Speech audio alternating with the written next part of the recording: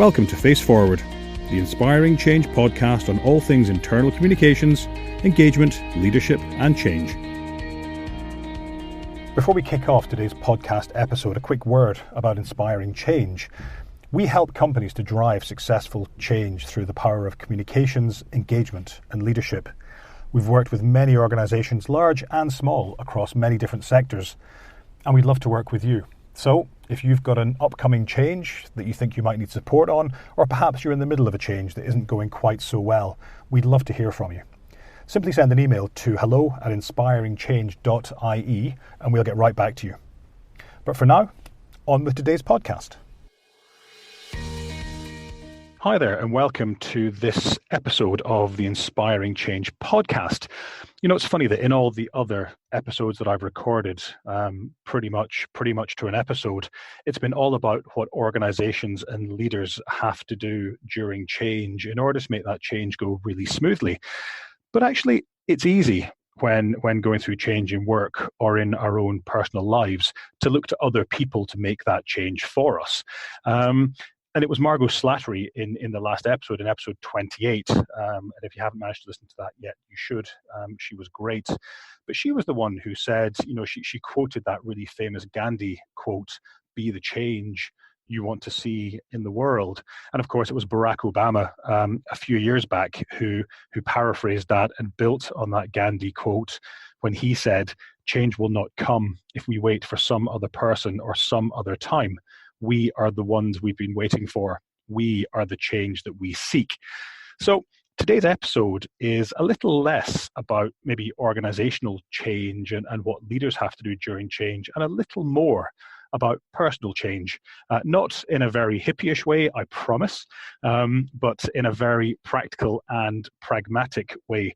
Because today I'm joined from the US by Josh Schneider, who is a coach, a speaker, an author. And in his own words, he helps organizations and individuals to increase performance, energy, and happiness. Now, Josh has recently launched a new book, and by his own admission, not the prettiest book in the world, but that's not what it was designed for. Very much a workbook called 5 Days to Do Your Best Work Yet. And we're going to talk to him a little bit about that book today, what it can bring for people and how it works. So Josh, hi there. Scott, welcome. Well, welcome to me. Hello, thank you. Welcome to you. That should be, yeah, that was weird. How are you getting on? Doing very well. Thank you. Excited to be here. Great. So you're in your car somewhere in America. Somewhere just about in the middle of the state, hiding in the garage, avoiding all of the rain, ready for summer. Excellent. Yeah, we over here in Ireland, we just describe rain as wet sunshine. We get quite a lot of that. Yeah, absolutely. So listen, let's kick off by you telling me a little bit about you, your background, where you've come from, and what you do today. Totally. You know, like any, I guess, young person, I went to college because that's what you're supposed to do, go get an education. And about halfway through, someone told me, "Josh, if you pick accounting, somebody will try and hire you during your last year of college, and you might even get a couple $1,000s as a signing bonus." And at the time, that seemed all the right reasons to pick a career. And so did what I had to do.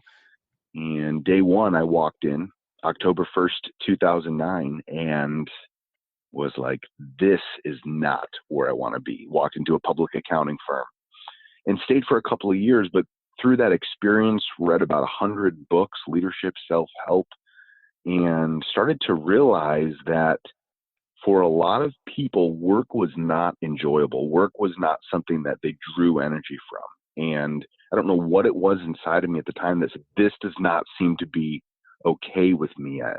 Maybe going through college, it was working as a server in a restaurant and actually loving taking care of people and serving them incredible food. I mean, people work hard and they come to this restaurant and they sit at my table, and I'm able to create this experience for them that when they leave, they're tipping me 20, 30, 40, 50% because they're so grateful. And all of those things clashed, and ultimately I was young enough and naive enough to have this belief that work could be something that should be fun, that should be enjoyed, and went from that into project management, and I joke to this day that my first week in project management, my brain hurt for the every day, because I was using parts of it that I had not used in my 2-year stay at the CPA firm. And I just fell in love with understanding that how I treat people indicates how they show up every day when I give them respect and love. And so that's the long version, but ultimately I stepped into a role and saw an environment where people did not show up every day loving what they do. And like you said, this is not hippie stuff. This is not work. The core structure of the word work is work. There is toil and effort, struggle and challenge. And I think, now to say the refined version of what I do is this, that there is a human struggle when we put effort in and we don't get equal result out. And I think, you're driving your car, you push down the gas pedal, you expect the car to accelerate. And when we show up to work every day and we are pushing down the gas pedal and we're not getting a return on our time and our investment, that's when human nature starts to struggle, break down, and stress starts to override. And of course, we see those massive levels of disengagement. I think, is it Gallup that state that 87% of people that around the world are actively disengaged at work? Yeah, and Gallup and Deloitte have said that it's actually 13, which is ironic that 13 fits in, but only 13% of people love their job and are not actively looking. I mean, we're saying 9 out of 10 paychecks every 2 weeks or every week are going to people who do not want to be at the company that they're working for.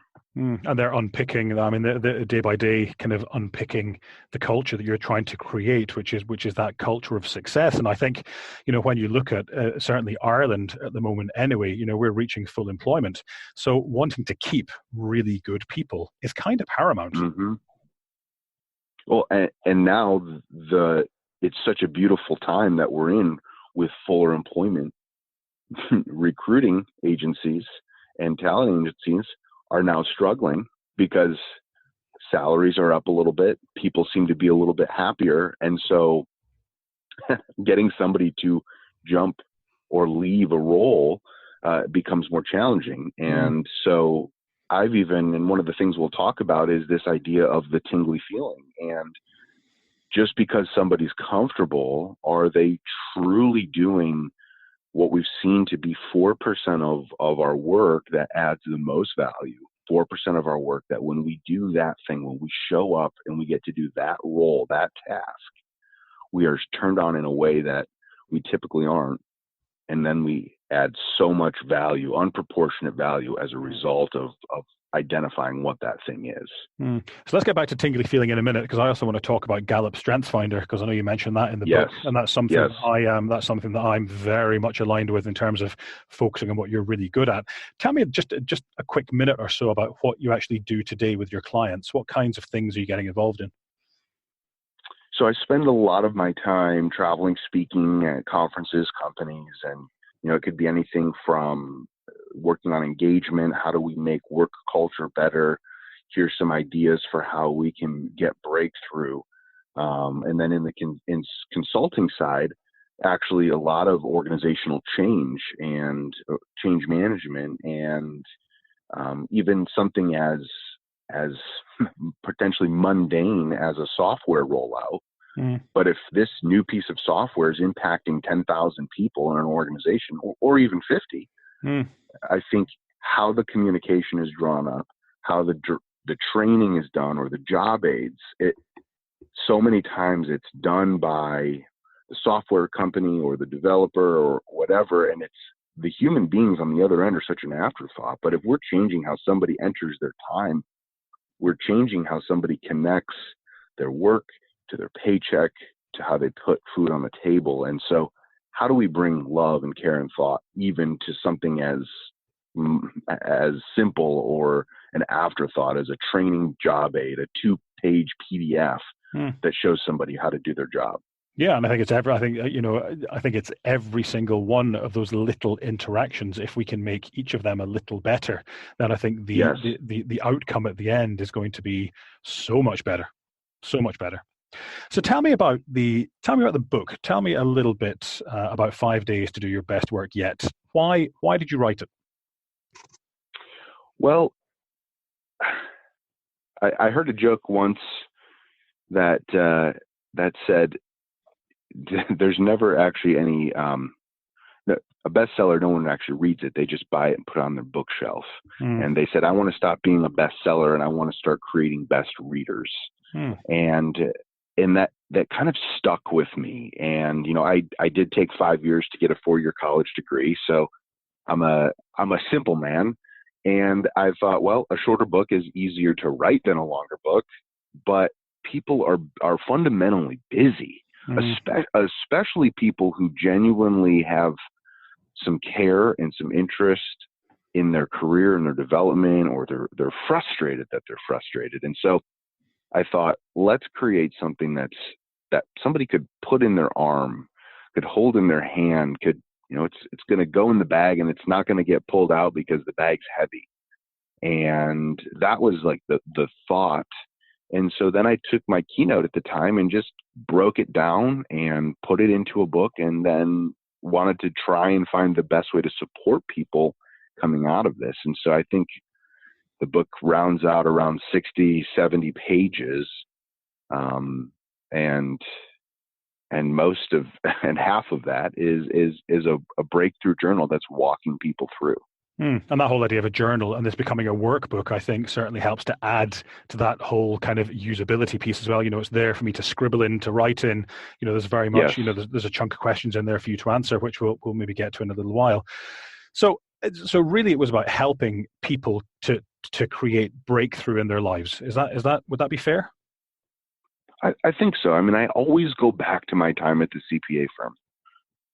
I got in earlier. I stayed later. I auto-scheduled emails to go out at 11:30 p.m. to show that I was trying. And no matter how much effort I was putting in, I was not getting the result back. And actually, in the opening part of the book and in a lot of my keynotes still, I share this story of American football, where back in 1906, the game of football was about to be canceled.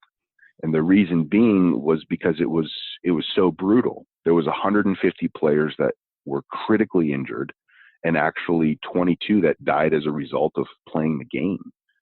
And they ended up instituting some new rules. And one of these new rules was something called the forward pass. And what they were trying to do with this implementation of the forward pass was there was only one way to play the game. You hiked the ball, you slammed into the line, and you hoped for breakthrough. You picked yourself up, you hiked the ball, you slammed into the line, and you hoped for breakthrough. Hiked the ball, slammed into the line, hope for breakthrough. And I was like, I think that's how Monday through Friday oftentimes is. We are hiking the ball, we're getting to work. We are slamming into the line with no strategy, we are just hoping to win on this project, hoping to make the cut. And I'm like, there has to be a series of strategies that life is not designed for us to just hope for breakthrough. We are human beings are beautiful people. And so I said, there has to be a better way. Okay. So you wrote the book to try and help people find that better way. And having read through it, it's a book that, as is described in the title, 5 Days to Do Your Best Work. The first couple of days are about kind of setup, looking at where you are today, perhaps, and looking at where you want to be tomorrow. And then those other 3 days, the other three big pillars, I guess, are about how you get there. Talk me through each one of those three big pillars. Absolutely. In the book, the first question is kind of posed, what am I best at? And you had mentioned StrengthsFinder, and Scott, do you have kids?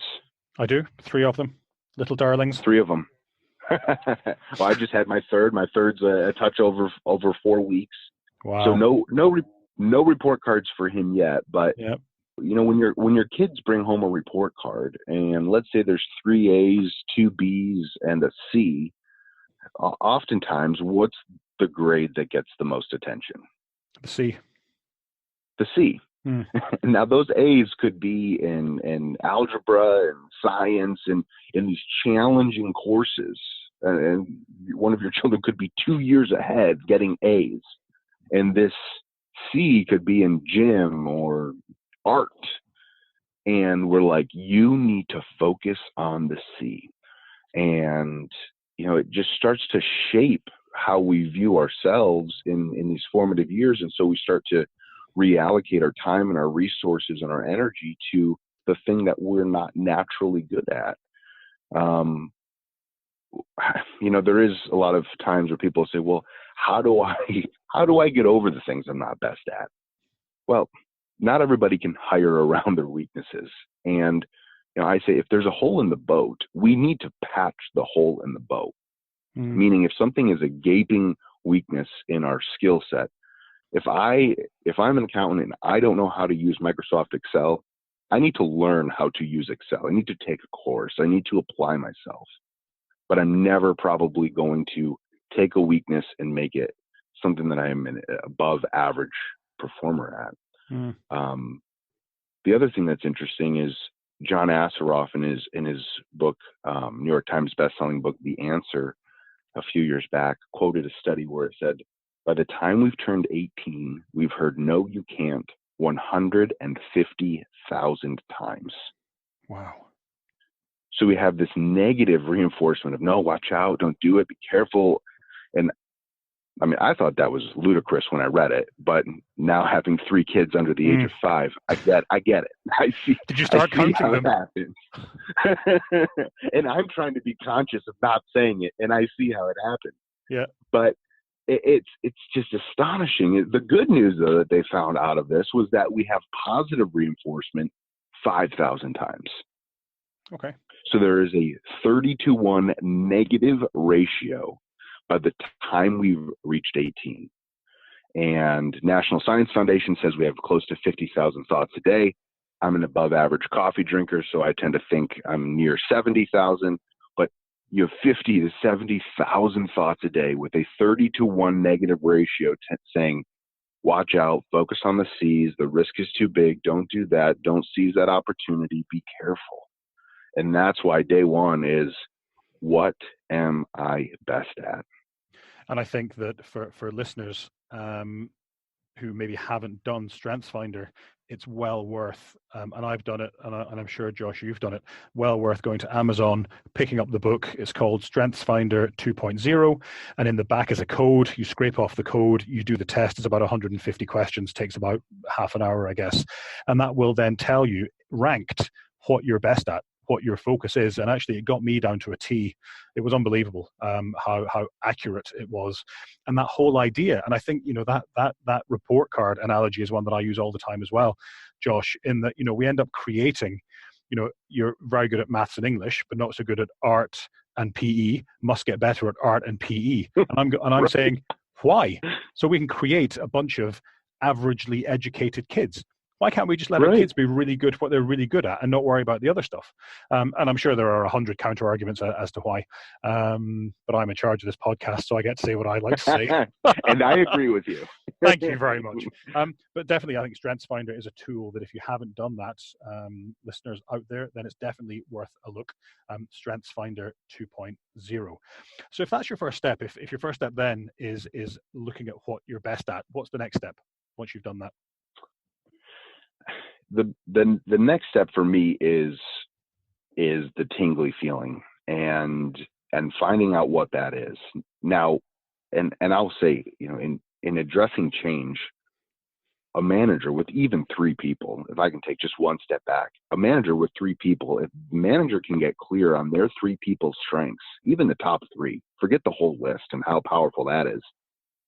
And as they're walking through this change, can walk up to somebody and say, hey, David, hey, Susan, as we're going through this together, I want you to think about this, this, and this. I want you to view this change through the filter of what you do best, or how you see the work that we do. It brings this energy signature, and it brings excitement to the employee brain. And I bring up the employee brain to segue into your second question of what is it? And the tingly feeling for me is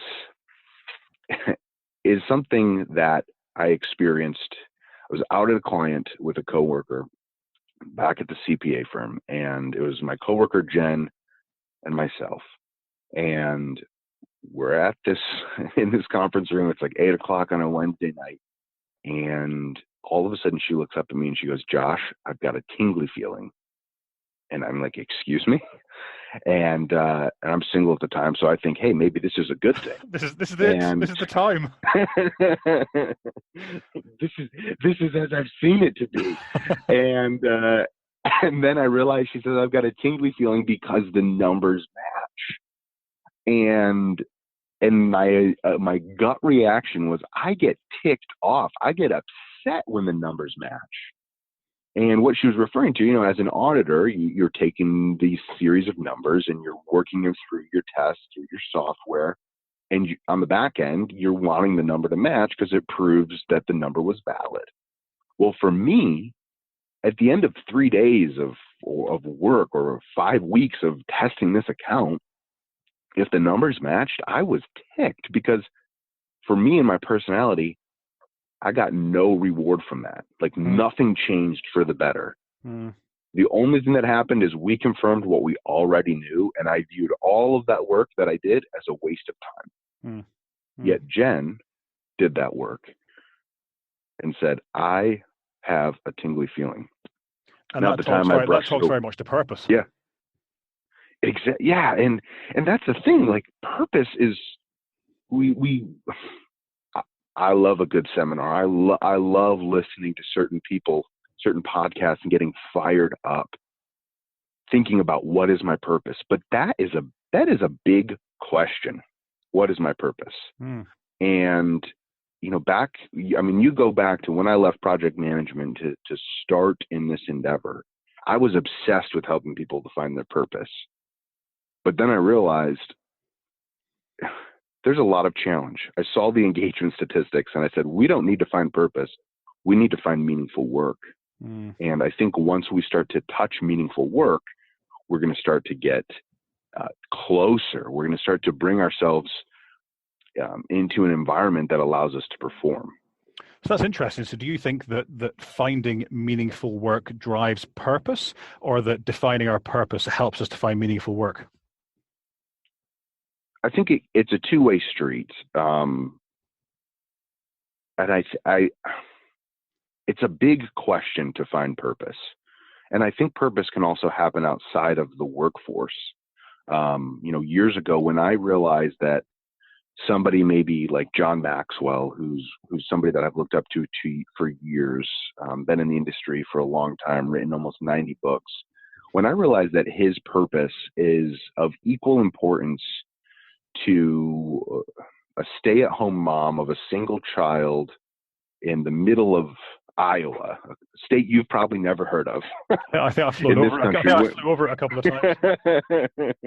There's no good reason for you to have heard of Iowa. Okay. But when I realized that their purpose was of equal importance to the world, my mindset shifted around purpose. And to that woman, she could be totally fulfilled. She could be bringing incredible satisfaction to her life, to her child's life, to her spouse's life, to her family's life.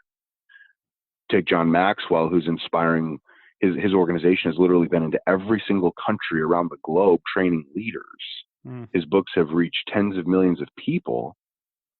So his purpose is of equal importance to him and his family as her purpose is. And so maybe I'm getting off track, and the tingly feeling to me is I believe, of course I'm going to think it's the answer because it's what I'm talking about, but if we can swing into identifying what is that part of our work that when we complete it, when we do it, it brings it. actually what's interesting is when we experience the tingly feeling at work, our brain is releasing dopamine, oxytocin, and serotonin. Mm. And so, like, let's push aside all of this and just get down to science. If we can release, you and I are having a pint after work, there is dopamine being released as we're talking, as we're enjoying, and that feels good. So if we can find a way to harness dopamine at work, harness oxytocin, when a woman gives birth, her body releases a 500x boost of oxytocin. That's how she goes from the most incredible pain she's ever experienced to pure bliss and joy in a moment because of oxytocin. And so the tingly feeling the tingly feeling is how we identify how those things are being released in our brain at work. And that's where we've identified and created the tool, the tingly feeling compass, to try and help people back into what is it about my work that truly inspires me, that truly brings that degree of satisfaction. Yeah, so kind of a combination of the work we do aligning with our purpose and aligning with our values. And when all that comes aligned, then bang, that's the tingly feeling right there. Exactly. And that's oftentimes where we can add the most amount of value to our organization, to our clients as well. And what's crazy though, is we found that it happens right around 4 to 5% of our working week. And so people think in terms of, I love my job or I hate my job, when that gives us if you hate your job and I say, why do you hate your job? What's the answer going to be? My boss, I'm not making enough money. And typically, other than maybe my commute, other than these factors that are oftentimes out of our control, it gives us no discernible information on how to our scenario. But if we can identify what our tingly feeling is, there was a rap song quite a few years ago that was like, the grass is greener where you water it. And I think if we can harness in on what is that 4 to 5% of our work that we do so well, that releases waves of dopamine, when we can find that, and what if we can take 5% and take it to 10%? And over the next 2 years, we can take 10% and move it to 20. It just proves our value to the organization, how we feel, how we show up. I truly believe that everything starts to shift when we can unlock this. I agree. And I think that, there's an argument as well there that it takes two to tango. And one of the other things that Margot said, and actually Dennis Doolan in the episode before her, he's the head of OE for Special Olympics.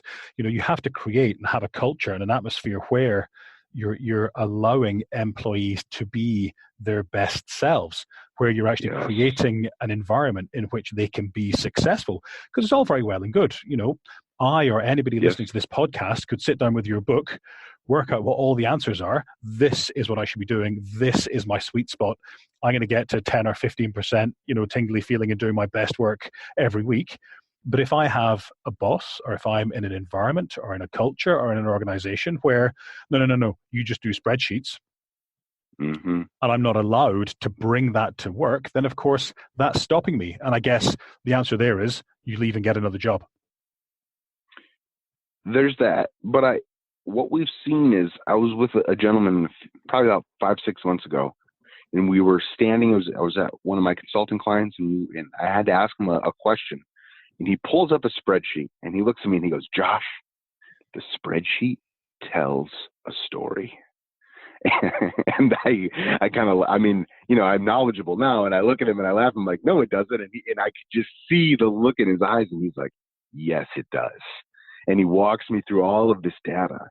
And, if you, maybe it's time to leave. If you truly hate every single task and project and everything, but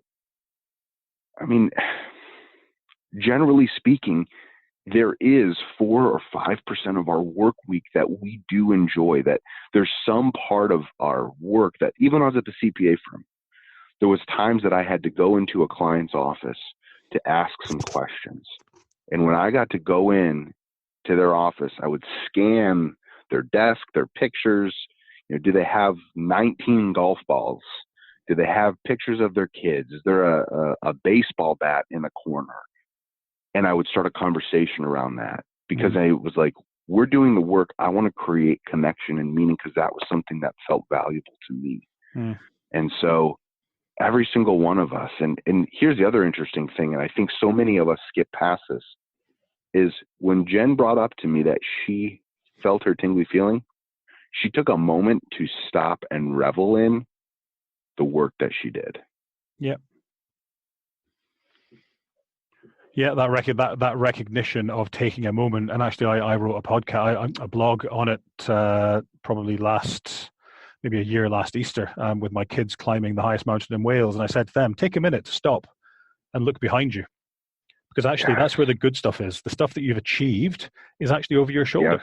Yes. Or you can just keep looking at your feet and the feet of the bum of the person in front of you for the next 2 hours, but actually stop and look behind you. Because that's where the magic is. That's what you've achieved, and I think we don't spend enough time doing that. We don't spend enough time thinking about that. Tell me a little bit about the. Yeah, we do. We certainly do. We do skip on past. Tell me a little bit about day 5. So we found out where that tingly feeling is. We know what our strengths are. What's that last day now? What's that looking towards? For me, it's about our capacity and who we're becoming. So many times we focus on what we're doing. I had a mentor years ago say to me, Josh, sometimes you have to stop focusing on the outcomes and focus on your efforts. Or he said, detach from the outcome and focus on your efforts.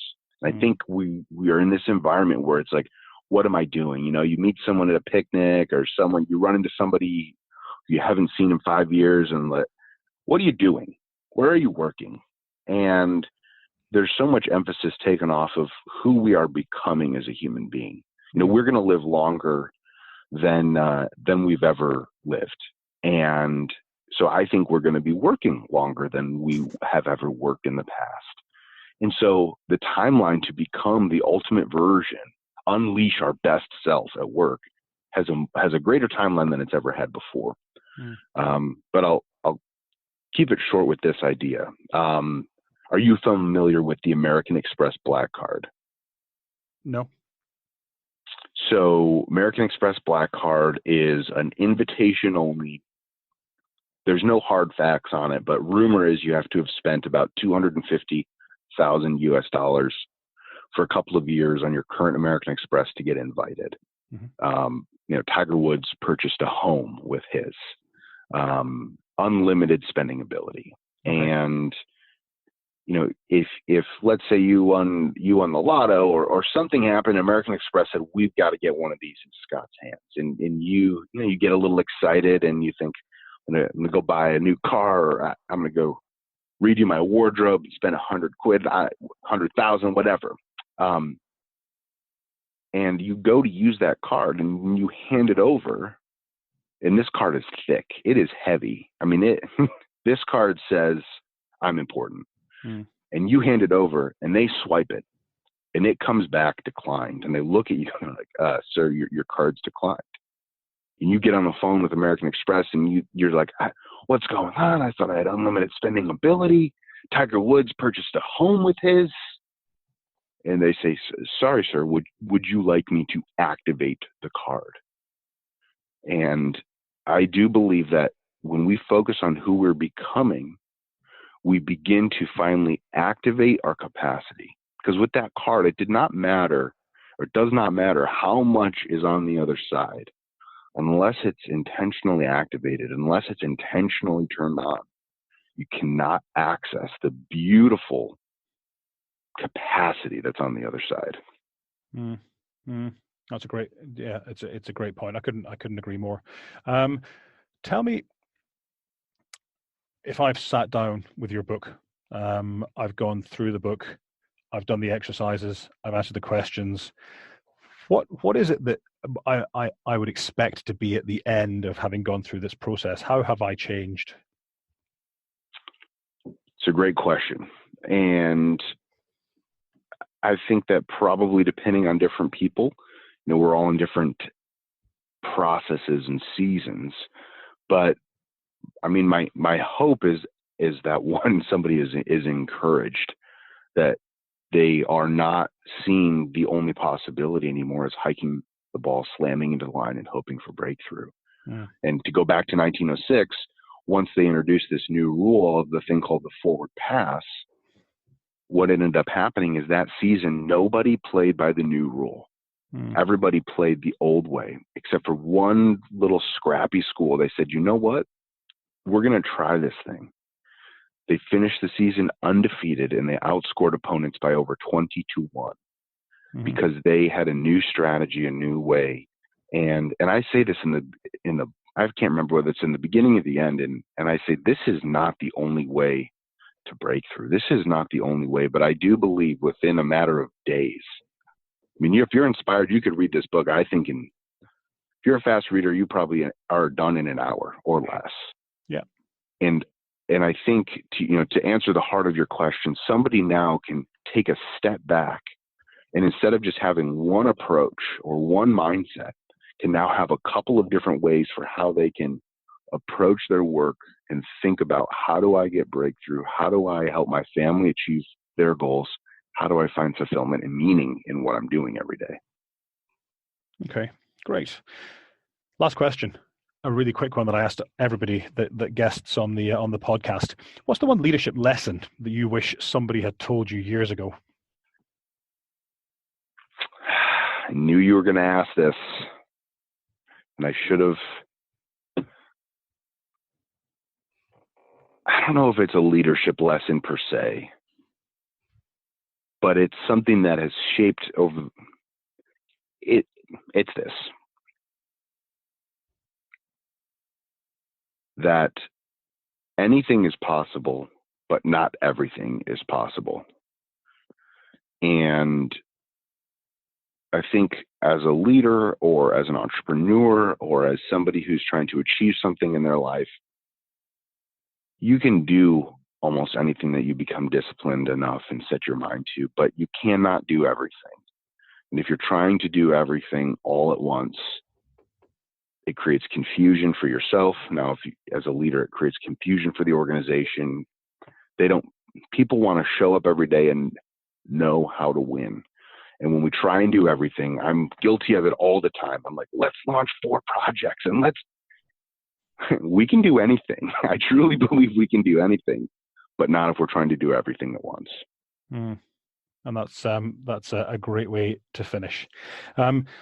Josh, your book is called 5 Days to Do Your Best Work Yet. I presume it's available on Amazon? Correct. Yep, that's the best place to pick it up. Cool. It has been a pleasure talking to you. It's been really nice to look at change more from the personal angle than from the leadership or kind of corporate angle. So thanks a million for coming on and talking to me today. It's been really enjoyable. Scott, thanks so much for having me. Thanks a lot. All right. Bye. Thanks for listening. If you enjoyed this podcast, please take a minute to rate it and maybe even leave a comment. To learn more about inspiring change, to read our blog, and to hear more podcasts, please visit our website at inspiringchange.ie.